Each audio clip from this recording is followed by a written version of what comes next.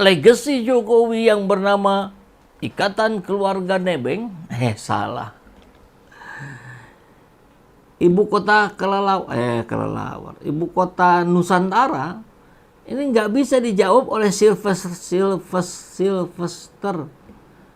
yang kemarin dibombardir siapa, Rocky Gerung, dan dia hampir memukul Rocky Gerung itu, yang nggak bisa berdebat tapi diundang terus. Ini pertanyaan dari Refli Harun juga yang nggak bisa ditanya. Ibu kota 270 juta rakyat Indonesia sekarang ada di mana? Prabowo mau lantik di mana? Nggak bisa dijawab. Coba kita dengarkan. Question is, saya tanya tuh Sylvester dan teman-teman dari kubu sana ya. Katakanlah kita anggap perkubuan ya kan. Ibu kota itu di mana sekarang? Ibu kota negara itu di mana? Ibu kota negara di mana? Diem. Nggak ada yang jawab. Republik Indonesia yang jumlah penduduknya 275 atau 280 juta beribu kota di mana sekarang? Bingung jawabnya juga nggak bisa kan? Beribu kota di mana? Hah? Beribu kota di? Plonga-plongo. Nah, jadi kalau kawan-kawan bingung, saya juga agak bingung.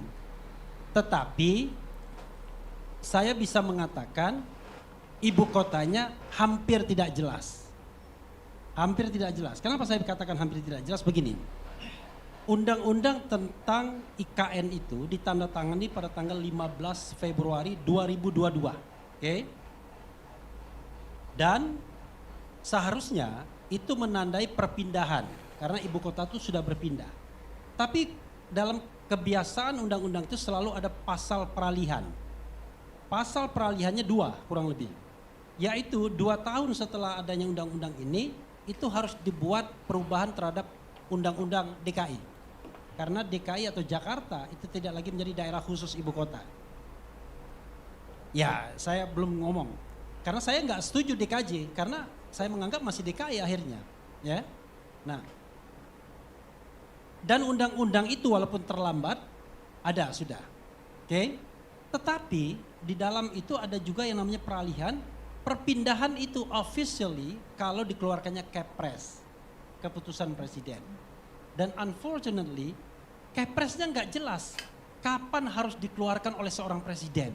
Nggak ada batas waktu. Maka saya spill yang kedua. Ini kan kalau hadis itu ada perawihnya. Saya mendengar orang yang dengar langsung dari Prabowo. Mudah-mudahan saya keliru. Kalau dia ngomong nggak benar berarti saya salah. Tapi kan kita nggak bisa cek langsung. Dia ya. Plonga-plongo nggak bisa menjawab. Ini para kawan-kawan ideologisnya Jokowi. Karena ideologinya adalah nggak jelas. Nih, ideologi nggak jelas. Aduh. Jokowi ajak sejumlah influencer ke IKN. Ada Nagita dan Atta Aurel. Jokowi bilang IKN bukan proyek presiden tapi keputusan seluruh rakyat. Jadi bagian senang-senang yang diajaknya influencer. Bagian udah ketahuan bakal gagal, dia serahin ke rakyat. Ini keputusan rakyat. Hei, rakyat yang mana? Saya nggak pernah ditanya. Saya nggak pernah diberi kesempatan untuk memberikan pilihan.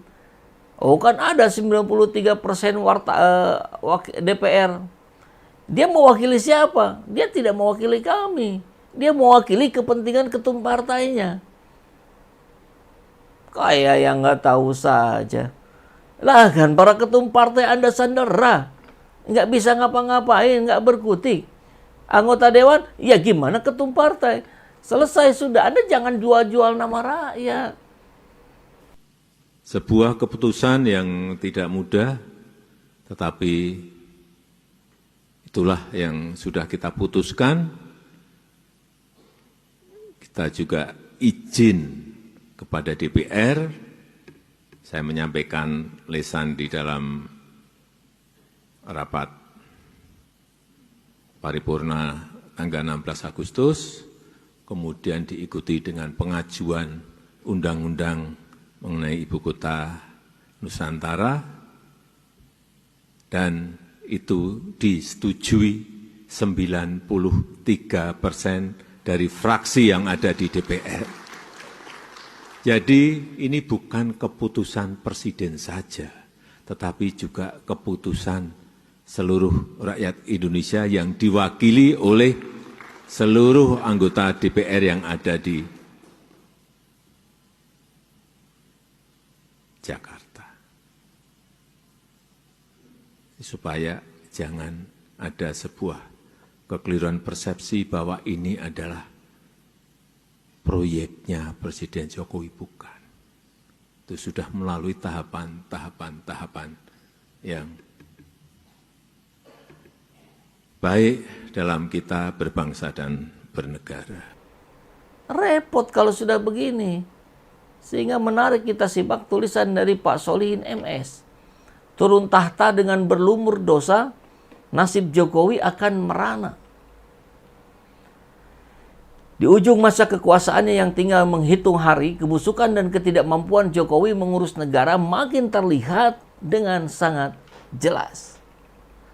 Hal itu tampak jelas setelah ekonom ex-gubernur BI Burhanuddin Abdullah menyatakan secara belak-belakan kalau warisan Jokowi bukan prestasi, tapi hutang yang mengunung dan APBN yang cekak.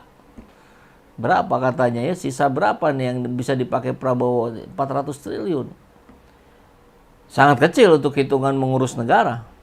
Kejahatan seseorang yang terus ditumpuk-tumpuk tanpa pertobatan hanya akan membuat akhir hidup secara merana. Merana di dunia, sengsara di akhirat.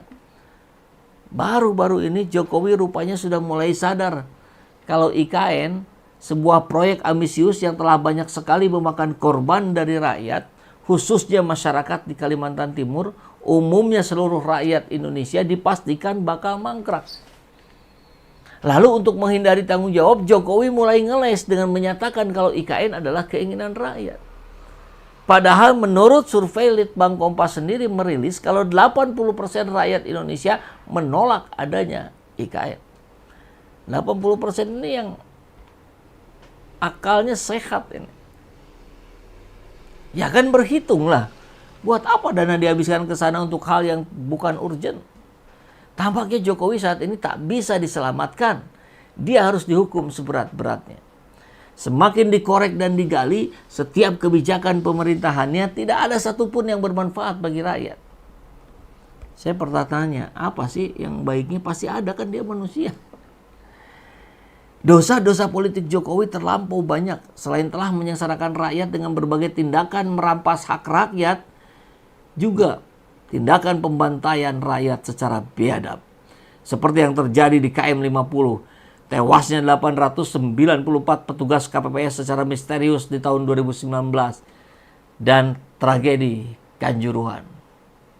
Juga berbagai kasus perampasan tanah rakyat di berbagai tempat begitu marak di era Jokowi. Demikian juga pembungkaman ulama dan tokoh-tokoh kritis. Mulai dari persekusi, kriminalisasi, pemenjaraan, sampai dengan melenyapkan nyawa menjadi hal biasa di era Jokowi. Sementara itu, berbagai kasus kejahatan yang dilakukan oleh dirinya, keluarganya, para pencilatnya, kroninya, dan pendukungnya boleh dibilang sangat aman tanpa tersentuh hukum. Kita ingat aja itu ya, laporin Denny Siregar tuh ada berapa itu, Abu Janda ya. Nggak ada yang lanjut itu. Walaupun sekarang mereka sudah bertobat itu. Berbagai kasus yang telah masuk ke pengadilan seperti kasus ijazah palsu, kasus korupsi putra-putranya yang telah dilaporkan ke KPK oleh Ubaidillah Badrun sama sekali tidak ditindaklanjuti. Bahkan sekarang masih marak yang diberitakan adalah gratifikasi pesawat pribadi yang digunakan Kaisang dan Bobi yang juga belum ada tanda-tanda akan ditangani serius oleh KPK. Ya kecuali nunggu selesai 20 Oktober kali ya. Belum lagi setumpuk kasus yang menjerat Gibran mulai dari korupsi, penyelundupan keputusan MK, penistaan agama, menghina Nabi Muhammad SAW melalui akun Fufu Fafa. Belum ada tanda-tanda diproses secara hukum. DPR sebagai lembaga kontrol pemerintah sudah jadi impoten, tidak punya nyali dan bahkan hanya jadi buzzernya Jokowi. Konspirasi antara rejim Jokowi dengan DPR telah membawa Indonesia menuju kehancuran hanya dalam waktu 10 tahun. Jika mau diinventarisir mungkin lebih dari 50 dosa Jokowi selama memerintah Indonesia. Di antaranya adalah Ini kebanyakan, saya capek bacanya kalau 50 nih. Kita baca 5 pertama, 5 terakhir ya. 1. Bohong tentang ijazahnya. 2. Bohong tentang keluarganya. 3. Bohong tentang penggunaan dana haji. 4. Bohong tentang kuota haji. 5. Bohong tentang dana asabri. 6, 7, 8, 9, 10, 11. Luar biasa ya. 46. Bohong soal tidak ada intervensi di MK soal putusan Gibran jadi wapres. 47. Bohong kalau tidak intervensi KPU dan MK soal kemenangan Prabowo Gibran. 48. Bohong kalau tidak merekayasa hasil quick count maupun real count di KPU. 49. Bohong kalau tidak mengintimidasi para pimpinan TNI dan Polri dan kepala daerah agar memenangkan paslon 02 Prabowo Gibran. Terakhir 50. 50 ini beberapa, karena kalau ini ratusan. Bohong kalau Jokowi tidak menyandera DPR dan para ketum partai. Maka sangat layak Jokowi diberi gelar King of Lip Service, Raja Pembual. Oleh karena Jokowi telah menghancurkan negara, tatanan bernegara, demokrasi, hukum, moral, etika, menjual kedaulatan rakyat, menyengsarakan rakyat, maka jangan sampai Jokowi tidak diproses hukum setelah lengser. Adili Jokowi, keluarganya, kroni-kroninya seadil-adilnya.